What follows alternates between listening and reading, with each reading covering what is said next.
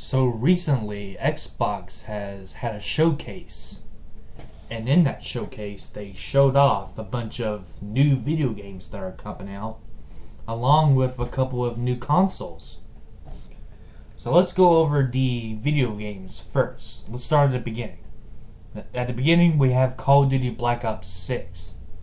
Now here's the thing. I grew up playing Call of Duty. I love the franchise, but I'm not playing the new games. And I'll tell you why.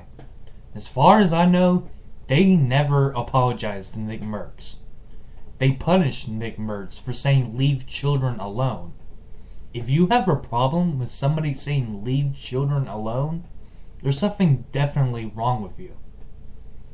That's not okay. You shouldn't be doing that.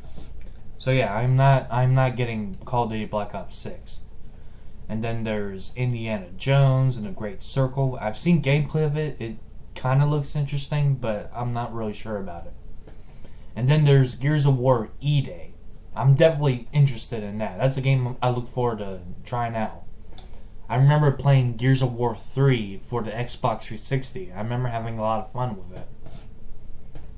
And then there's Doom, which was a big announcement. People love Doom. And I remember the gameplay for it as well. It looked pretty great. And like I said, people love Doom. People love ripping and tearing demons. They love the music. They love it all. I believe that's going to sell well. And then there's Avowed. I don't remember much about that. There's Diablo 4. And people don't really care that much about that. I'll make a video about that another time. Nobody cares about Flight Simulator. World of Warcraft, that's a game that long past its time. Dragon Age the Valguard, not really that good. Assassin's Creed Shadows, one of the most woke games of our time. Straight up rewriting history, all just to get for DEI points. Stalker 2, I guess I'm not really sure how to feel about that. Nobody cares about Age mythology. Fable, Fable is a beloved Xbox franchise, but the new remake has to do with Sweet Baby Inc. So yeah, I'm not buying that. I don't remember Mixtape. And then there's Perfect Dark. I know that's a beloved franchise from long ago. I've never played it, but maybe one day I will. There's Expedition 33, which I'm kind of interested in. A little bit, but I'm not really sure. Then there's South of Midnight. Nobody cares about that. Starfield. Not really. People care about that. State of Decay. Not really sure. Wu-Chang Fallen Feathers. It kind of looked interesting. The Elder Scrolls Gold Road. I don't really know anyone who plays that game. There's Metal Gear Solid Snake Eater. That's something I actually look forward to playing. I saw the gameplay for it. It looked pretty cool. There's Fallout 76. I'm surprised people still play Fallout 76 after that horrendous launch and all the bad things that came out of that game. I'm surprised people still play it. And then Life is Strange, which is one of the most woke franchises of all time. It's freaking awful. Just horrible. There's Sea of Thieves. It's okay, I guess. Nobody cares about Atomfall. Nobody cares about Flintlock. Nobody cares about Winter Burrow. Not really much about Fragpunk and Mecha Break. So yeah, that's basically the games that have been announced. There's a handful of good ones. There's a lot of woke ones, and a bunch of games that people don't really care about. A lot of these games people just don't talk about at all. They just get thrown under the rug or something like that. So that's that.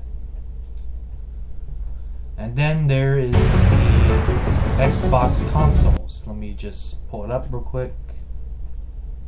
Here we go.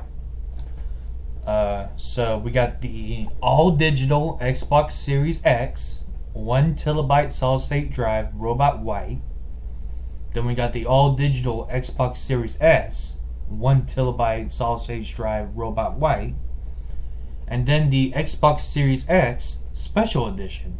It's Galaxy Black, and it's got 2 terabytes of storage. This is actually a console right here that I might want to collect. It looks pretty cool, and I love the idea of 2 terabytes of storage. That's actually pretty cool. I just don't understand the purpose of these 2 consoles here. These 2 are no different from the Xbox Series S Carbon Black. They're all the same. They're all completely digital. They all have 1 terabyte of storage. I mean, I don't understand why Microsoft decided to make these consoles. These 2 at least. I guess maybe in the future I'll understand, but right now I don't. But I definitely look forward to trying out this one right here. Now let's see what other people in the internet had to say about these games. So here is ER, who is one of my most favorite YouTubers of all time. I love his videos. He's a really funny guy. So he says, Max learned nothing from Life is Strange 1. Sounds about right. Yeah, I have to agree. If you played the game and actually study what happened in there, you realize that it's just nothing but awful writing. It's just not a good idea at all. And if you haven't seen ER's video about Life is Strange, then you really need to watch it. It is a masterpiece, a work of art. Beautiful. And then there's Doom advertising their new prequel game. Yellow Flash says sold. And yeah, that's how I feel about it as well. This is a game I would actually like to try out in today's age. And then there's Indy Meon talking about South of Midnight. He says, fun fact, not only is this game a sweet baby game, its original pitch was altered by Kim Belair, the co-founder of Sweet Baby Inc. The team behind this game was not okay with the change in direction, and it led to many developers leaving. The game was simply changed for DEI purposes. And that's just sad. It's sad how Sweet Baby Inc. has taken over a huge portion of the gaming industry. Sweet Baby Inc. is an evil organization. They don't deserve the power they have. They don't at all.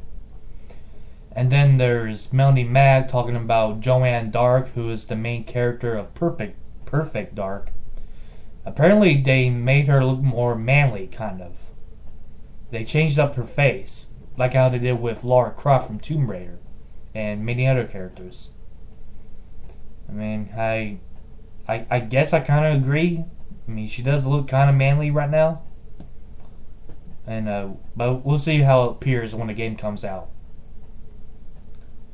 And then there's heel versus babyface talking about Fable, and I have to agree that this female character right here, doesn't look like that much of a female.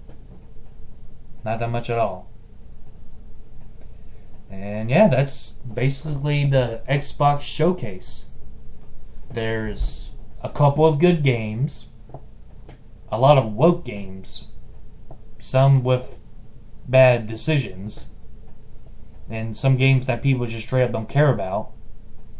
And then there's the 3 consoles, which 2 of them, I don't understand the point of 2 of them. And I guess it was an okay showcase, but I feel like they could have done better.